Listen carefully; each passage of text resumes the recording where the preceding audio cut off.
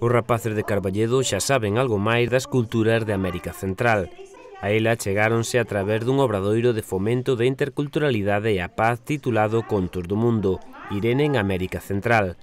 A actividade que tivo lugar esta mañá está impulsada polo Concello en colaboración coa Deputación de Lugo. Durante máis dunha hora, os alumnos do CIP Xosé Luis Taboada chegáronse a lendas populares de 4 países desta parte do mundo, a través das que os nenos puideron profundar e comprender a realidade destes países.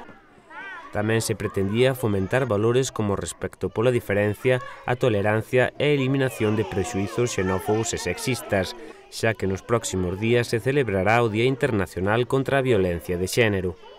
O alumnado de primeiro, segundo, terceiro e cuarto de primaria gozou, como poden ver, cunha actividade fora da rutina escolar.